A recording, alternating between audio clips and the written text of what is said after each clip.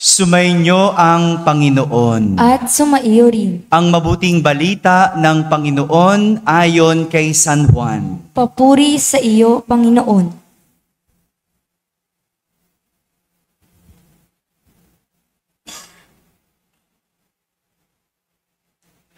Noong panahong iyon, itinanong ni Pilato kay Jesus, "Ikaw ba ang hari ng mga Hudyo?" Sumagot si Jesus, "Iyan ba'y galing sa inyong sariling isipan o may nagsabi sa inyo?" "Ako ba ay Hudyo?" tanong ni Pilato. "Ang mga kababayan mo at ang mga punong saserdote ang nagdala sa iyo rito. Ano ba ang ginawa mo?" Sumagot si Jesus, "Ang kaharian ko'y hindi sa sanlibutang ito. Kung sa sanlibutang ito ang aking kaharian, ipinakipaglaban sana ako ng aking mga tauhan at hindi na ipagkanulo ng mga Hudyo. Ngunit hindi sa sanlibutang ito ang aking kaharian. Kung gayon, isa kang hari?" sabi ni Pilato. Sumagot si Jesus, "Kayo na ang nagsasabing ako ay hari.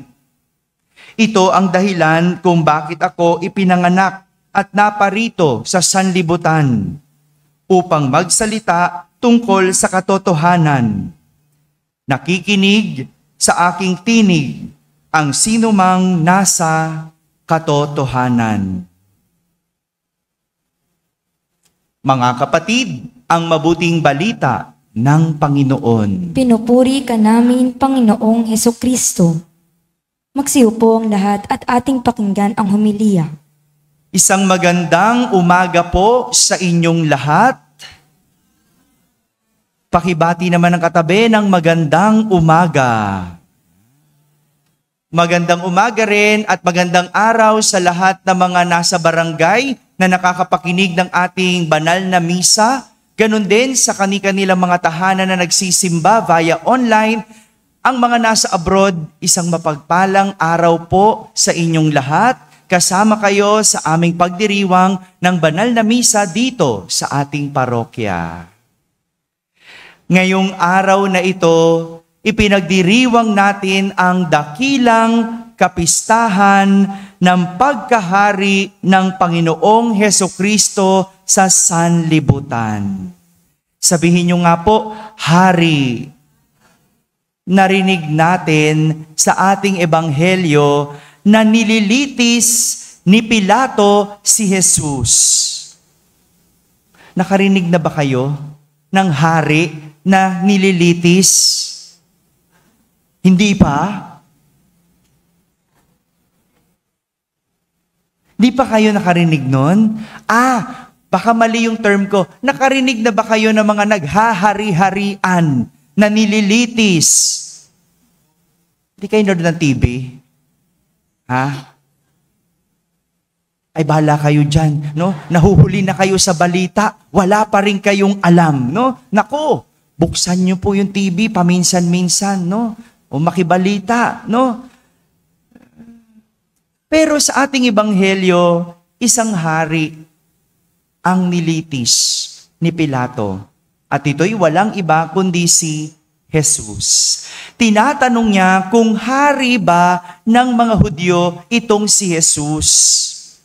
Ngunit maganda ang sagot ni Jesus. Sabi niya, "Yan ba ay galing sa inyong sariling isipan? O may nagsabi sa inyo?" Para bang sinasabi ni Jesus, ang pagkakakilala mo ba sa akin ay galing sa sarili mong isipan? O may nagsabi lang sa iyo? Hello? Kilala mo ba si Jesus bilang hari? Galing ba yan sa sarili mong isipan? O may nagsabi lang sa iyo? Sabi ni Father, no? Si Kristo ay hari. Sabi ng mga simbahan, si Kristo ay hari. Ayan kasi dinadamitan nila. No? Yan ba ay galing sa sarili mong pagkilala? O yan ay narinig mo lang kani-kanino. Kaya nga, nagpakilala na lang itong si Jesus ng direkta kay Pilato. At sinabi niyang, ang kaharian ko ay hindi sa sanlibutang ito. Totoo naman siguro. Kasi kung sa sanlibutang iyon ang kaharian ni Jesus, kilala siya ni Pilato. Kasi si Pilato may posisyon. So kilala niya kung sino ang nasa posisyon. Kaya sinasabi ni Jesus, hindi sa sanlibutang ito ang kaharian ko. Dahil kung sa sanlibutang ito ang aking kaharian, ipinakipaglaban sana ako ng aking mga tauhan at hindi ipinagkanulo ng mga Hudyo. Oh, di ba totoo naman? Kung hari si Jesus noong panahong iyon sa kanilang lupain, di sana may mga tauhan siyang nakikipaglaban sa kanya. Meron bang mga tauhan si Jesus? Hello? Ano ba talaga? No? May tauhan ba si Jesus? Wala siyang tauhan. Meron siya alagad. Magkaiba yon. Yung tauhan, pag-aari mo. Tauhan mo. Yung alagad, sumusunod sa'yo. Hindi mo pag-aari. Kusang loob silang sumunod. Yung tauhan, walang choice. Susunod yan kasi tauhan mo. Bayaran mo, empleyado mo. Maliwanag? Oh, walang tauhan si Jesus. Kaya yung nakikipaglaban para sa hari dahil bayad. Trabaho nila yun eh. Itong dahilan, kaya hindi kilala ni Pilato si Jesus bilang hari. Dahil hindi siya hari ng sanlibutan noon. At wala sa sanlibutan ang kanyang kaharian. May tatlong katangian si Jesus bilang hari na wala sa mga hari ng sanlibutan o wala sa mga naghahari-harian sa ating sanlibutan. Tatlo. Malapit na ang eleksyon, dederetsahin ko na po kayo. Bago po kayo bumoto, pakinggan ninyo kung ano yung katangian na pwedeng maghari sa atin. Malinaw po ba yon, mga nanay? Malinaw?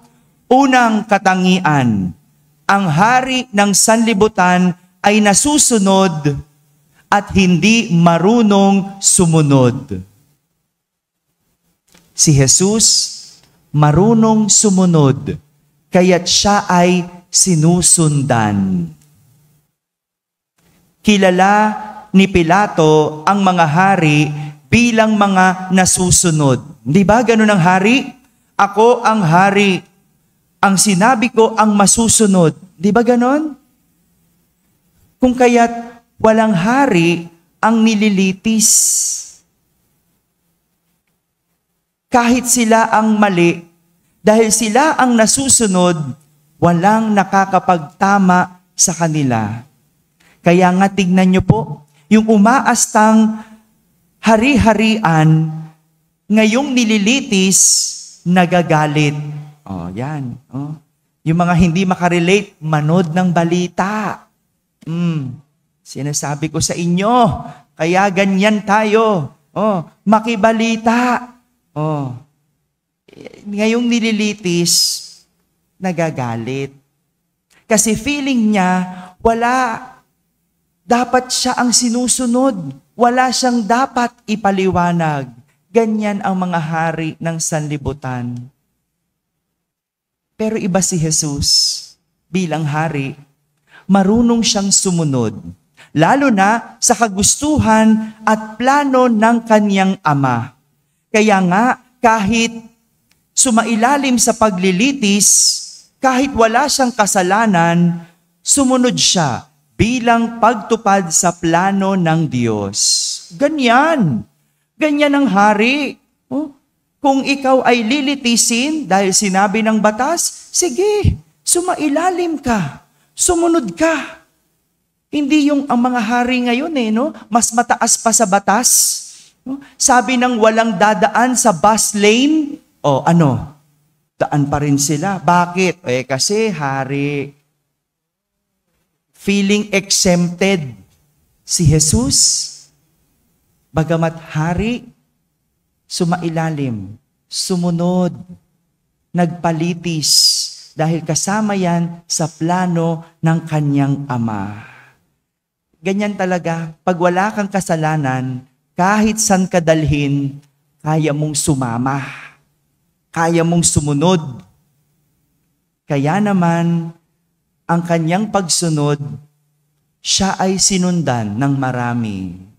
Marunong kasing sumunod, kaya sinusundan siya ng marami. Pangalawang katangian, ang hari ng sanlibutan ay kinakapitan dahil siya ay kapitan. Si Jesus, kapitan, kaya't kinakapitan. Ang isang hari, maraming sumusunod dahil siya ay nasa pwesto. Tama ba yon? Tama yan. Alisin mo sa pwesto yan. Tignan mo kung may sumunod pa dyan. Diba? Kaya ka lang naman tinatawag na kagawad. Kasi nasa pwesto ka. No? Pag wala ka na sa pwesto, daan-daanan ka ng mga yan. No? Ganyan sa atin. No? Ganyan, totoo yan. No? Pag wala ka na sa pwesto, wala nang sumusunod sa'yo. Wala nang kakapit sa'yo. Kaya nga ang daming balimbing. Dahil kung kanino ang pwesto, nandoon ang mga tao. Siya ang mayor ngayon, doon tayo. Sa susunod, iba ng mayor, doon naman ulit tayo. No? Ganun lang yan No? Ganun lang kalakaran sa ating sanlibutan. Kung kanino ang pwesto, nandoon ang tao. Pero, iba si Jesus. Iba si Jesus. Siya ay kinakapitan dahil una sa lahat, siya ay kapitan. Ang kapitan ay namumuno, hindi pasimuno. Siya ang nagdadala ng kaayusan at kaligtasan. Kahit kailan, hindi dadalhin ang tao sa kasamaan. Si Jesus, kapitan, hindi dahil sa kanyang posisyon, kundi dahil sa kanyang halimbawa na siyang kinakapitan ng kanyang mga alagad. Si Jesus unang nagpakita ng halimbawa. He showed example. That's why many people followed Him, hold on to Him. Nagpakita ng halimbawa, kaya siya'y sinundan at kinapitan ng mga tao. Alam mo, nang makapagpapagaling sa'yo ay walang iba kundi si Jesus, kaya kay si Jesus ka kumakapit. Hindi ba ganon? Pero bakit ang tao, kapag nagkasakit, kanino unang lumalapit? Sa albularyo. No? May mga ganyan. No? Naturing ang Katoliko, lumalapit sa albularyo. Ganyan. Kapag nagigipit, kanino kumakapit? Dapat kay Jesus muna. Yung iba, kanino? Yung nakamotor. No? Huwag ko nang banggitin, no? Kasi baka di ba? Sa patalim kumakapit. Ba't ganun? Lapit muna kay Jesus. Kaya tayo nawawala Kung kanino tayo kumakapit, si Jesus nagpakita na ng halimbawa. Ang dami ng ibinigay sa iyo na hindi mo hiniling. Pero nung ikaw ay nagipit, sa iba ka kumapit.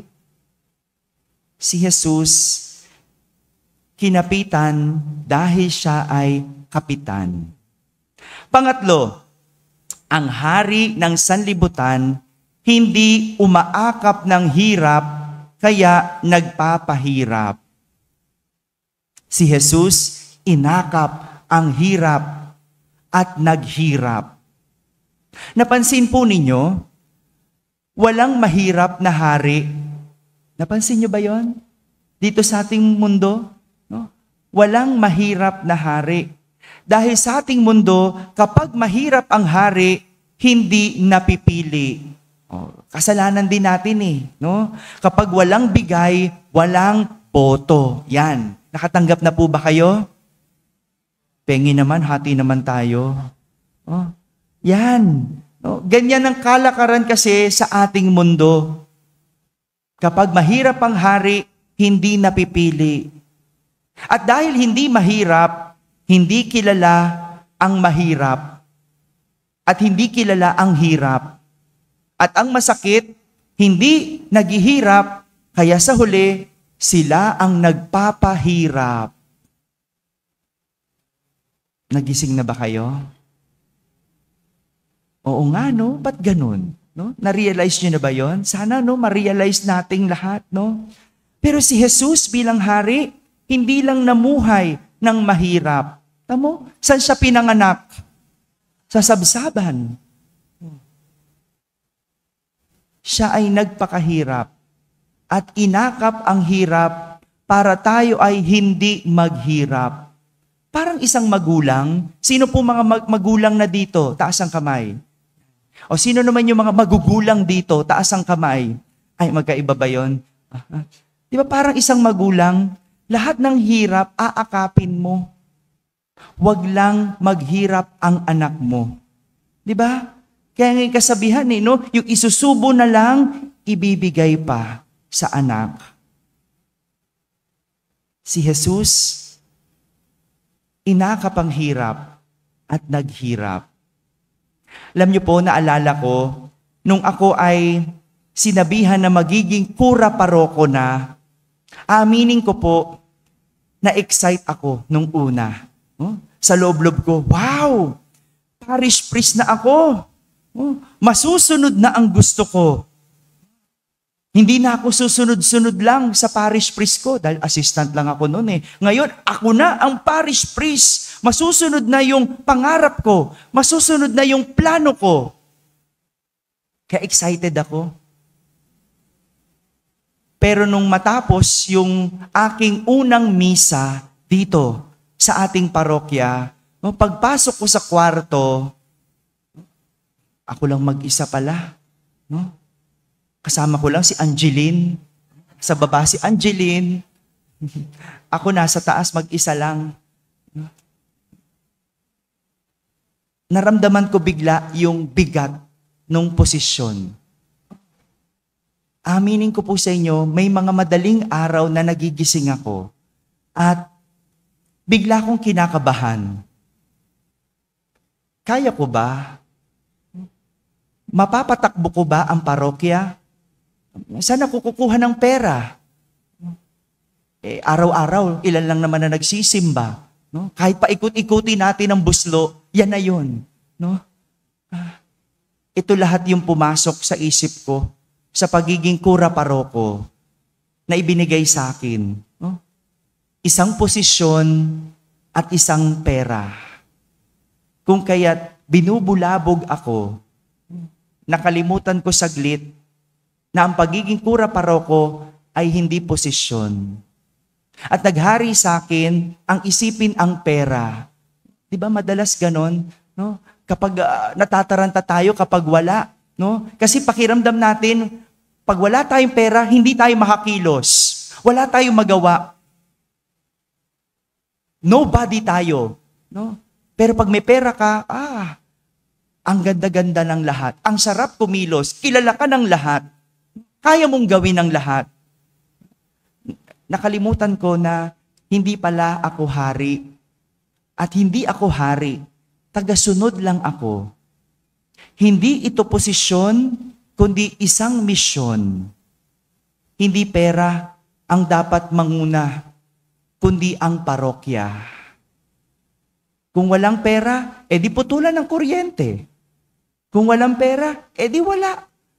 Siguro ganun talaga. Nagsimula naman talaga ang simbahan sa wala. No? Kung walang magbigay, hindi yun dapat ang una sa isip ko. Kung wala tayong pera, edi magkasya sa kung anong meron. Ang galing talaga ng demonyo. Talaga kapag ibang hari ang pinaghari natin sa buhay, masisira ang ating buhay. Masisira ang ating buhay. Mabuti na lang na paalalahanan ako na walang ibang hari kundi si Kristo. Ano man ang ating gagawin, san man tayo dalhin, walang ibang hari kundi si Jesus. Kapag si Jesus ang pinaghari, magiging maayos ang lahat. Mga kapatid, ang tunay na hari ay marunong sumunod, kaya't siya ay sinusundan. Kaya pagdating ko dito, nung nagmi-meeting na kami, pinakikinggan ko muna lahat ng mga leader natin. Pinakikinggan ko lahat ng suggestion. At ang maganda sa mga leader natin, narunong din makinig. Iniintay ang aking desisyon. Iniintay kung anong sasabihin ko. Ganyan naman ang hari talaga. Dapat marunong sumunod, kaya't siya ay sinusundan. Isang kapitan, kaya't kinakapitan. At higit sa lahat, inaakap ang hirap at kayang maghirap. Amen? Amen.